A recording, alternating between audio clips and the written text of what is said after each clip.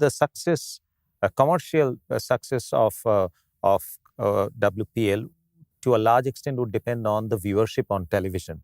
Because I personally, as a company, we were the main sponsors of Rajasthan Royal team, I think 2019 IPL.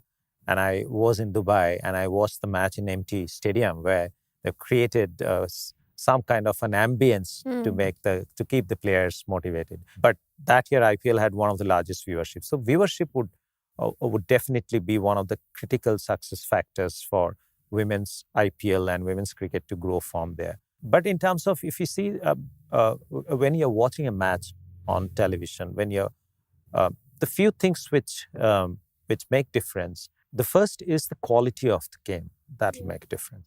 Then the pomp and show, like how much of glitz and glamour, how good coverage is the thing, and then most importantly, possibly marketing and awareness. Do you think that the fact that the women's cricket is in terms of strength, stamina, endurance, would lack always a little bit from the men's, from their counterpart? Like, let's say, the fastest bowler in men's cricket bowls at 160 kilometer per hour, which is maybe about 130 for women's cricket. So do you think that will come in as a challenge in terms of viewership? People would watch a game, not really whether the men are playing the game or women are playing the game. I think that is slowly changing because with the inception of T20 format, the players now understand the importance of power hitting. And so if you want to be a power hitter, you have to work on your strength. You have to develop muscles. But yes, again, I would say in comparison to men, we will always be a little less. But if you have to take women's cricket on its own, a women cricketer, then you see the Australian players. Recently, I've seen the India-Australia home series where they were chasing around 160, 170. There was one player who was only whacking the ball out of the park at ease. She is definitely strong, muscular. So I think every other player now will be looking forward, if that is the game that they have to set a standard, they'll have to work on their strength. And fitness has been now the topmost priority of all the players if they have to consistently play good level of cricket. Because there's so many formats, there are leagues around the year they are playing. So at some point, if you don't take charge of your fitness or looking after your body and what you eat, your body is going to break down soon. So that is also one thing that the players are aware of. And women's cricket has, in terms of T20, the standard, it is now a good standard. You get to see good standard in terms of Australians, Indian players are coming there. There's an England team, there are New Zealand. So overall, I think there has been growth in the standard. Fortunately, there's some survey. I was told that only 15% respondent had said that skill and physicality would influence their choice or their choice of watching women's cricket on television. So it's only 15%. And majority of them, a whopping close to 50%, felt that the factor that would influence viewership of women's cricket are the marketing and awareness. So yes. Yeah, I also agree to that, because if you have a very important series and then people don't know that there is an international game happening, then how are you going to attract people to come to the stadium and watch you play, or turn on the channel and watch them play? So marketing is very, very important, because that difference I did feel in the past. Despite playing in good international stadiums, when you don't have a hoarding to promote the international series, then nobody knows that, okay, next door there's an international game happening.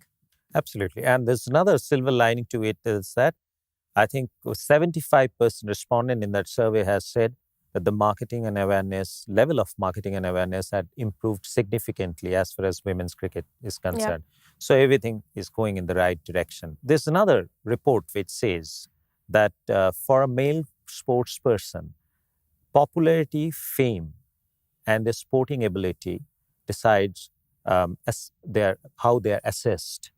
But for a women sports person, the appearance plays a major role. That's possibly not fair, according to you. And will it change in near future? Well, I would say rather than the appearance, people should go at the personality and the presentation of an athlete, whether it is men or women. It should But not for be men, looked. it doesn't make a difference that they're same. Well, I feel that people should change that Should change perception. that perception. If any athlete or any celebrity who's a public figure should be looked at as they have to be presentable and carry themselves well. That should be enough for people rather than going for their outward look or appearance. Because at the end of the day, as an athlete, we should be known for our prowess on the field, our performance on the field. How we look shouldn't matter to many. But unfortunately for the brands, that could be one of the criteria that they pick, that, you know, so and so athlete can endorse a brand because she has the appearance. Yeah, but I think Isn't that something limited to only our Indian society, or is it? I don't see that very often abroad.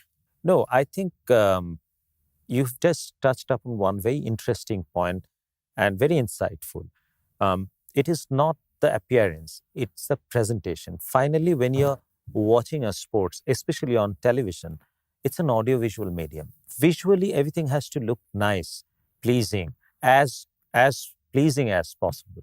So therefore, the presentation is important, the appearance isn't. So I think that way you are right. And finally, do you feel that media has gone wrong as in some way as far as the women's cricket is concerned? Like, let's say that sportsperson like Sania Mirza or Saina Nehwal or PV Sindhu, they get written about more than the women's cricketer. Do you feel that there was a wrong end that you belong to, being a women cricketer? See, media has a very big role to play when it comes to women's sport and writing about women athletes and their performances and their accomplishments. But I also feel that it has two takes to it, two sides to it. In today's time, what I see reading the articles is that, you know, if a journalist has any liking towards an athlete, if they happen to be their favorite athlete, you know, that they look up to, the narrative of the article is very sweet, despite, you know, there could be certain facts that they ignore. But if the journalist for some reason doesn't like an athlete, the narrative is very different, you know, and that does impact, you know, because a general public doesn't really look into what has happened in 1 year's time or 2 years' time. And they happen to read that article and they form an opinion based on the version of a journalist, not necessarily whatever is written is closer to the facts. Duologue with Barun featuring Mithali Raj. Streaming on the world's first news OTT, News 9 Plus. Download now.